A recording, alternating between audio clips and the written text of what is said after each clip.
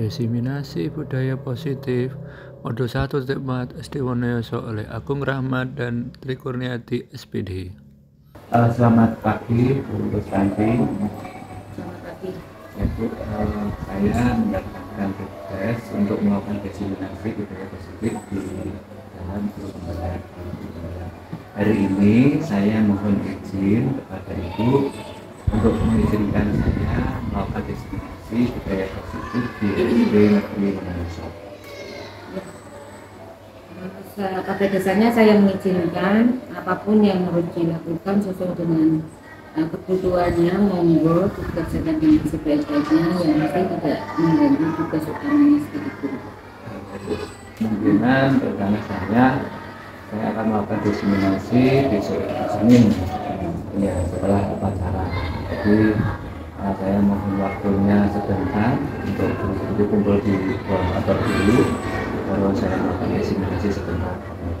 Ya, boleh nanti dikondisikan untuk beri penjelasan. Terima kasih Bu. Warahmatullahi wabarakatuh. Yang terhormat Ibu Kepala Sekolah, yang kami hormati Bapak Ibu Guru, izinkan kami dari Angkatan 10 CGP mendapatkan tugas untuk mendiseminasikan budaya positif. Maka dari itu perkenan kami memberikan Bapak Ibu, saya minta untuk memberikan waktu sebentar untuk kami melaksanakan tugasnya. Acara pada pagi ini yaitu yang pertama pembukaan. Marilah kita buka dengan bacaan basmalah bersama-sama. Bismillahirrahmanirrahim. Acara yang kedua yaitu kata pengantar dari Ibu Kepala Sekolah agar kegiatan ini berjalan dengan baik. Kepada Ibu Kepala Sekolah kami minta untuk berikan sepatah kata sebelum kegiatan ini berjalan. Monggo. Terima kasih Pak Agung yang pada hari ini melaksanakan diseminasi budaya positif. Pada dasarnya sekolah sebagai lembaga dan instansi memberikan peluang, memberikan izin kepada Pak Agung untuk dapat melaksanakan programnya, apa yang telah direncanakan di dalam kegiatan CGP ini, dan harapannya apa yang jenengan laksanakan ini nanti akan memberikan dampak yang positif terhadap teman-teman yang ada di sini, bukan hanya ke teman-teman tetapi juga ke anak-anak. Begitu Pak. Ya, terima kasih. Menginjak acara yang kedua yaitu acara inti dengan judul diseminasi budaya positif, saya Agung Rahmat dan nanti akan berlanjut ke Bu Tri Kurniati yaitu CGP Angkatan 10 dari Kabupaten Semarang. Nah, ini kelompok kami, yang pertama dari Ibu Tika PP, yang kedua dari Pak Arif. Ya. Sebelum acara kita mulai, Bapak Ibu tolong saksikan video berikut ini. Pernah lupa bawa buku gambar? Aku disuruh menyanyi lagu di depan kelas. Aku pernah berantem. Pak guru bilang aku tidak kasihan padanya. Dia capek mengajari aku. Aku pernah tidak mengerjakan PR. Bu guru bilang tidak apa-apa. Aku dimaafin. Aku pernah salah memakai seragam sesuai peraturan. Aku disuruh pulang, tidak boleh murid sekolah. Aku mengejek guru. Kemudian aku dipertemukan dengan guru tersebut untuk berdiskusi akan dampak dari perbuatanku. Aku mengerti kesalahanku dan aku akan perbaiki. Demikian ada beberapa video Bapak Ibu yang mana kita sebagai guru selalu berusaha untuk mendisiplinkan anak dengan cara-cara yang positif. Namun dari beberapa cara tersebut tentu Bapak Ibu semuanya mengharapkan agar anak menuruti apa perilaku yang kita inginkan. Tetapi ketika perlakuan itu kita paksakan kepada anak seperti video yang pertama, ada anak yang maju ke depan karena tidak membawa buku, kita hukum, beri hukuman dan ditertawakan oleh teman-temannya. Video yang kedua, ada anak yang berkelahi dan disalahkan oleh gurunya. Yang video yang ketiga, anak yang tidak membawa seragam disuruh pulang oleh gurunya. Terus video yang keempat itu ada anak diajak untuk berdiskusi tentang masalahnya dan mencari solusi. Ternyata dari beberapa video ini ada dampak yang berakibat kepada murid. Apabila pada posisi identitas gagal, akan membuat anak cenderung menyalahkan orang lain atau tidak mau mendengarkan saran dan sibuk mempertahankan diri ketimbang mencari solusi. Ternyata disiplin positif di sini, ketika ada hukuman, ada kesalahan, anak-anak itu kadang tidak mencari solusi, tapi menyalahkan orang lain. Diajar Dewantoro menyatakan bahwa syarat utama untuk mencapai kemerdekaan dalam konteks pendidikan saat ini adalah disiplin yang kuat. Disiplin ini dimaksud bahwa disiplin yang berasal motivasi dari dalam diri anak. Nah, maka kita harus membangun motivasi anak agar anak itu melaksanakan disiplin dari dalam dirinya. Nah, yang kami pelajari di modul 1.4 yaitu yang pertama disiplin positif, yang kedua hukuman dan penghargaan, yang ketiga kebutuhan dasar manusia, yang keempat teori kontrol, yang kelima teori motivasi, dan keenam keyakinan kelas, dan yang terakhir adalah segitiga restitusi. Apa itu disiplin positif, Bapak Ibu? Mungkin Bapak Ibu selama ini sudah berdisiplin. Nah, disiplin positif itu merupakan cara penerapan disiplin tanpa kekerasan atau ancaman sehingga murid mampu memiliki kontrol diri yang baik serta bentuk kepercayaan diri berdasarkan nilai-nilai kebajikan. Nah, di sini nilai kebajikan ada tujuan mulia yang ingin dicapai, misalnya peduli, rajin, terus kreatif, baik hati, terus percaya diri, dermawan, dan sebagainya. Nah, untuk mencari nilai kebajikan yang sudah ada tadi, sebagai guru kita harus memiliki gambaran tentang kebutuhan dasar manusia. Kebutuhan dasar manusia itu ada 5: bertahan hidup, cinta dan kasih sayang, penguasaan, kebebasan, dan kesenangan. Dari 5 kebutuhan dasar ini apabila tidak terpenuhi, maka siswa akan melakukan perilaku yang menyimpang. Misalnya saja bertahan hidup, ketika anak-anak pagi belum sarapan, mereka akan usil. Ketika anak-anak masih lelah, mereka akan usil. Dan seperti itu ketika cinta dan kasih sayang, ketika anak-anak yang berpenghulu, mereka akan berperilaku yang buruk di sekolah. Terus ketika penguasaan, ada anak-anak yang tidak menguasai materi, maka mereka akan usil dan membuat masalah. Nah, untuk kebebasan dan kesenangan ini dimaksud bahwa pembelajaran yang kita lakukan itu harus menyenangkan dan memiliki kebebasan bagi anak. Di mana posisi kontrol kita sebagai guru, yaitu di sini ada penghukum. Yang tadi di awal ada guru yang menghukum muridnya maju ke depan dan ditertawakan oleh teman-temannya. Terus membuat rasa bersalah itu ketika kita melakukan kesalahan, kita menyalahkan dia dan dia akan merasa bersalah sekali. Nah, sebagai teman, sebagai monitor atau pemantau, dan sebagai manajer. 5 posisi kontrol ini yang pertama adalah penghukum. Ketika kita menghukum anak, itu ada dampaknya, yaitu memberontak. Anak-anak bisa memberontak, terus dan dia akan mengulangi kesalahan yang sama kalau kita menerapkan hukuman terus-menerus. Yang kedua, membuat merasa bersalah. Nanti anak-anak yang kita salahkan terus, dia akan merasa rendah diri. Dan ketiga, menjadi teman. Ini ketika kita menjadi teman, dia akan memiliki ketergantungan kepada kita dan tidak mandiri. Yang keempat, pemantau. Di sini anak-anak akan berperilaku baik jika mendapatkan hadiah atau imbalan. Yang terakhir, sebagai manajer, ketika kita sebagai manajer, ketika kita menyelesaikan masalah yang terjadi anak-anak, kita mengajak dia berdiskusi di dalam masalahnya dan mencari solusi dari masalah tersebut, maka anak-anak bisa mengevaluasi dirinya dan memiliki kontrol yang baik bagaimana cara memperbaiki kesalahan dan kesalahan dirinya. Demikian dari 5 posisi kontrol menurut William Glasser. Untuk yang berikutnya ini akan disambung oleh Putri Koni nanti. Terima kasih atas waktunya yang diberikan kepada Pak Agung. Saya akan melanjutkan dari posisi kontrol tadi ya, terkait dengan ini saya akan William Glasser. Terkait dengan teori motivasi perilaku manusia, ini adalah terbagi menjadi 3. Yang pertama yaitu untuk menghindari ketidaknyamanan atau hukuman. Pertanyaannya, apa yang akan terjadi apabila saya tidak melakukannya? Nah, ini biasanya terkait dengan hukuman itu guru memberikan hukuman kepada anak-anak. Nah, untuk itu kita harus memberikan motivasi eksternal ya kepada anak-anak agar tidak terjadi seperti kita menghukum anak ya. Terus kemudian adalah yang kedua, untuk mendapatkan imbalan dari orang lain atau institusi apa yang akan saya dapatkan apabila saya melakukannya.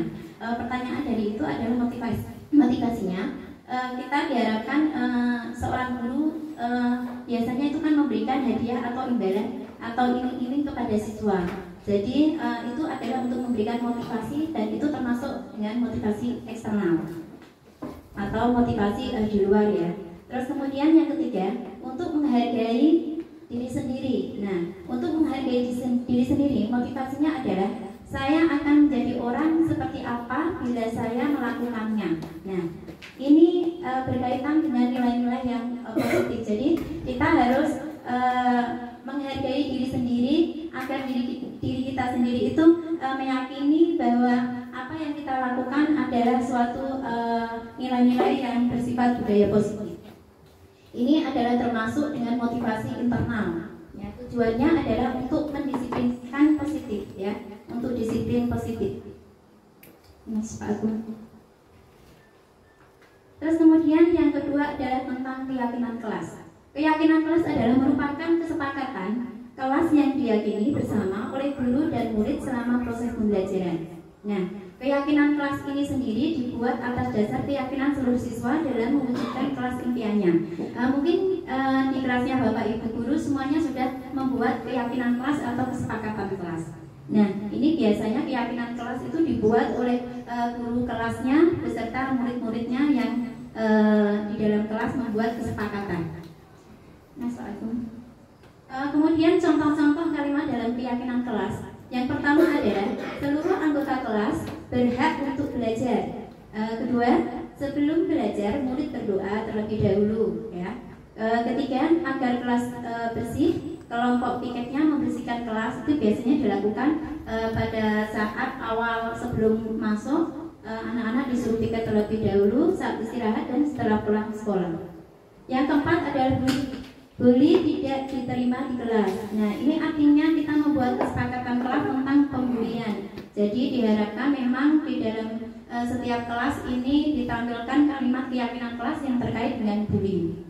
Terus kemudian yang kelima, tertutur kata sopan kepada yang lebih tua. Nah, ini biasanya kita bisa menggunakan kata ajaib ya, kita tempelkan di dinding-dinding untuk kata ajaib, dan terkait dengan berstruktur kata sopan itu banyak sekali kata-kata ajaib. Jadi agar anak-anak itu terbiasa mengucapkan kata-kata yang positif, kita bisa membuat hiasan dinding terkait dengan nilai sopan santun. Terus kemudian yang keenam adalah saling membantu dalam kebaikan. Diharapkan anak-anak itu membantu kepada teman-temannya yang mengalami kendala atau kesulitan, terutama dalam kebaikan.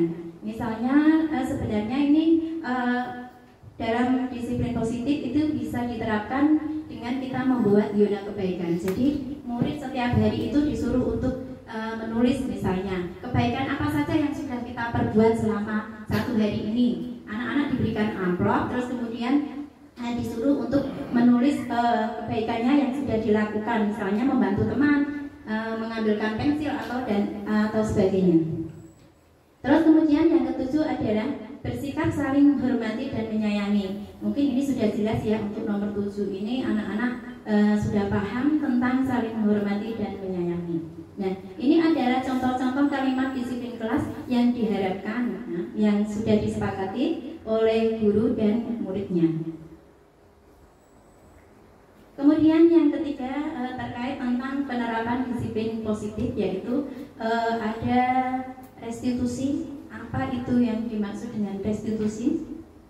Restitusi adalah proses menciptakan kondisi bagi murid untuk memperbaiki kesalahan mereka, sehingga mereka tidak kembali pada kelompok mereka dengan karakter yang lebih kuat. Restitusi juga merupakan proses kolaboratif yang mengajarkan murid untuk mencari solusi untuk masalah mereka dan membantu murid berpikir tentang orang seperti apa yang mereka ingin menjadi, dalam arti adalah tujuan yang mulia, kemudian dan bagaimana mereka harus memperlakukan orang lain. Next. Nah, dalam segitiga restitusi tadi terbagi menjadi 3, yaitu dalam segitiga restitusi. Yang pertama adalah menstabilkan identitas. Menstabilkan identitas ini adalah setiap orang pasti pernah melakukan kesalahan, ya. Atau kamu bukan satu-satunya orang yang pernah melakukan hal tersebut. Sebagai manusia kita memang tidak sempurna, jadi kita memang selalu melakukan kesalahan, tetapi kita bisa belajar dari kesalahan tersebut, ya. Terus kemudian yang kedua adalah validasi kebutuhan. Validasi kebutuhan itu adalah mencakup kamu tentu punya alasan mengapa melakukan hal itu, ya. Terus kemudian adakah cara yang lebih efektif untuk mendapatkan apa yang kamu butuhkan. Nah, ini biasanya kita diharapkan untuk bisa menerima murid dengan apapun keadaannya, apapun kesalahannya, ya.